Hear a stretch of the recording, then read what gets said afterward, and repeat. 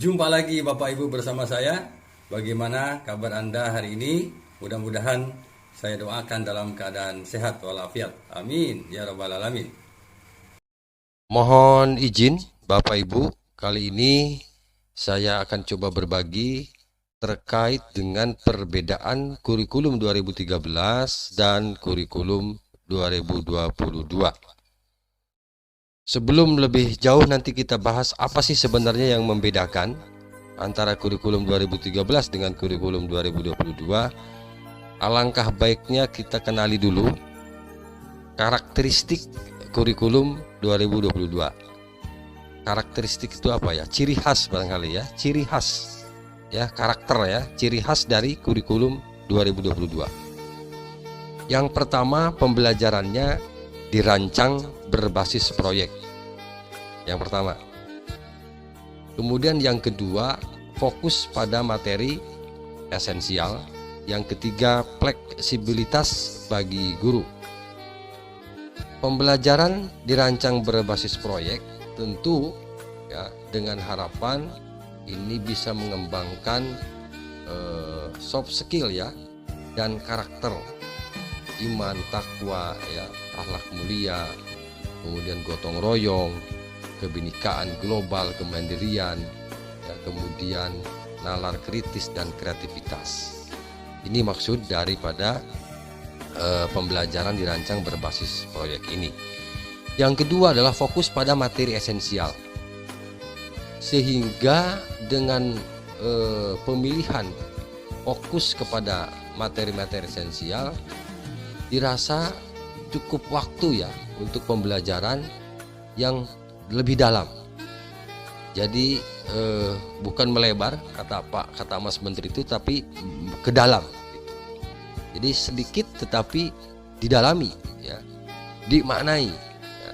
Jadi bukan tambah lebar tapi tambah dalam ya, dari materi yang kita ajarkan atau materi yang kita pilih ya, sehingga ini fokus kepada materi esensial. Kemudian yang ketiga, fleksibilitas bagi guru ya.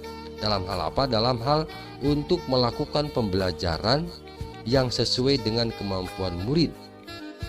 Kemudian melakukan penyesuaian dengan konteks dan muatan lokal.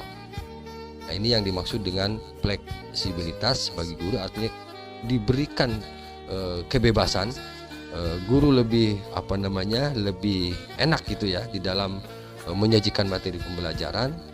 Kemudian tidak kaku ya, fleksibel itu artinya disesuaikan dengan tadi yang saya sampaikan, kemampuan murid, disesuaikan dengan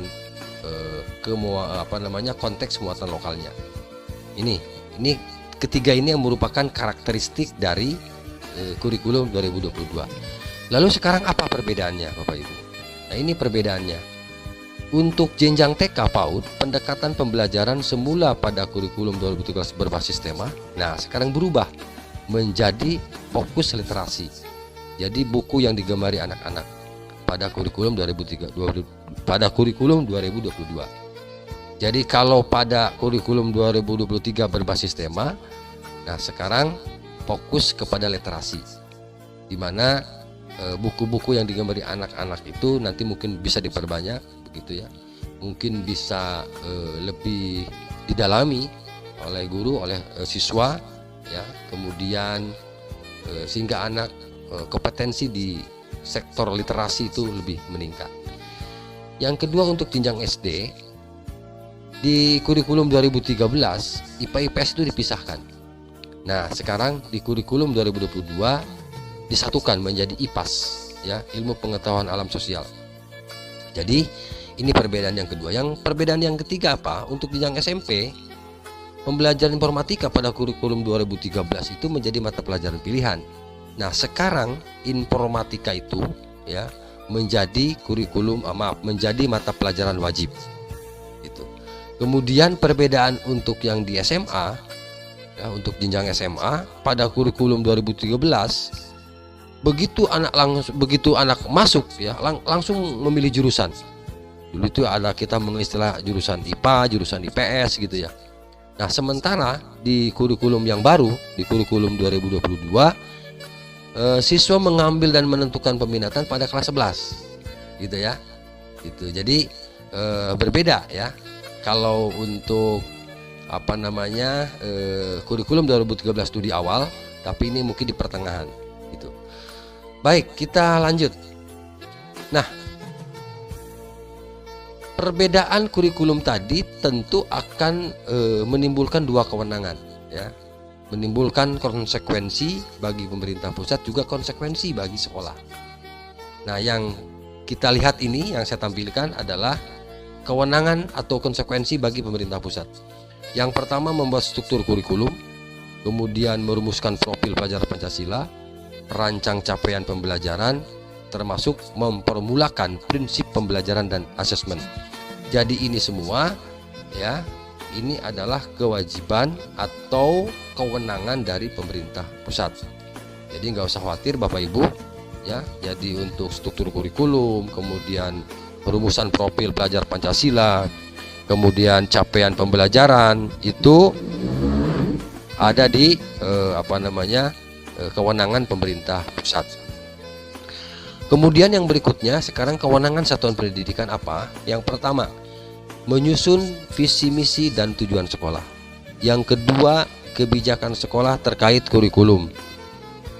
Yang ketiganya, pembelajaran dan asesmen. Kemudian yang keempat, mewujudkan profil pelajar Pancasila. Jadi ini nanti yang harus disusun, yang harus dibuat, dirumuskan oleh satuan pendidikan. Jadi dibagi kewenangannya, ada kewenangan pusat, ada kewenangan satuan pendidikan. Kita lanjut Bapak Ibu.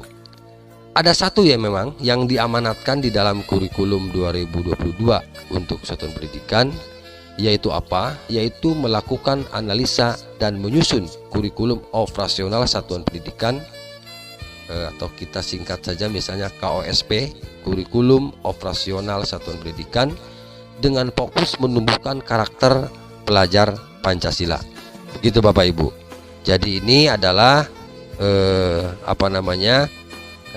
satu-satunya mungkin yang diamanatkan ya di dalam pemberlakuan kurikulum 2022 untuk satuan pendidikan. Nah, ini kerangka penyusunan kurikulum operasional. Yang pertama, analisa konteks satuan pendidikan, merumuskan visi misi tujuan sekolah, pengorganisasian pembelajaran, rencana pembelajaran, kemudian pendampingan, evaluasi dan pengembangan profesional, termasuk lampiran-lampiran yang dibutuhkan. Jadi ini kerangka dasarnya. Nanti tinggal Bapak Ibu menguraikan ya dari kerangka ini menjadi deskripsi barangkali begitu ya. Kemudian visi misi dirumuskan, termasuk tujuan sekolahnya. Kemudian bagaimana proses pembelajaran berlangsung, bagaimana pembagian jam dan lain-lainnya, itu juga nanti di pengorganisasian pembelajaran, termasuk rencana pembelajaran ya Bapak Ibu. Jadi ini kerangka dasarnya. Ini bisa jadi acuan nanti ketika kita akan menyusun kurikulum satuan pendidikan di sekolah. KOSP pelajar Pancasila di sini dimaksudkan dalam artian bahwa pada dasarnya kurikulum operasional satuan pendidikan itu mesti ya di dalamnya tidak lepas dari rumusan pelajar Pancasila. Ya, yang satu beriman dan bertakwa kepada Tuhan Yang Maha Esa, kemudian yang kedua berkebinekaan global, kemudian mandiri, kemudian bergotong royong, bernalar kritis dan kreatif. Ini adalah profil pelajar Pancasila. Jadi ada 6 aspek yang perlu ditekankan ya di dalam nanti pada saat penyusunan kurikulum operasional sekolah. Tidak lepas dari profil pelajar Pancasila yang memuat di dalamnya ke-6 aspek ini. Begitu saja Bapak Ibu, ini mudah-mudahan bermanfaat apa yang saya sampaikan, dan terus semangat berjuang Bapak Ibu demi perbaikan pendidikan di kita. Mudah-mudahan dengan perubahan kurikulum atau dengan istilah lain kurikulum merdeka, kurikulum prototipe, ini bisa menjawab ya pemulihan pembelajaran yang sudah sekian tahun kita kena bencana Covid ya, sehingga harapan kita dengan kurikulum merdeka ini bisa bisa pulih begitu pembelajaran kita, termasuk kerangka pendidikan secara nasional bisa terwujud, terutama dalam mewujudkan profil pelajar Pancasila. Demikian barangkali, mudah-mudahan bermanfaat perbedaan antara kurikulum 2013 dengan kurikulum 2022. Silahkan di subscribe Bapak Ibu, kemudian like, komen, dan di share apabila bermanfaat. Mudah-mudahan Kang Edi Channel lebih berkembang, lebih pesat, sehingga lebih bersemangat lagi di dalam memberikan info-info terkait dengan pendidikan. Terima kasih, mohon maaf. Assalamualaikum warahmatullahi taala wabarakatuh.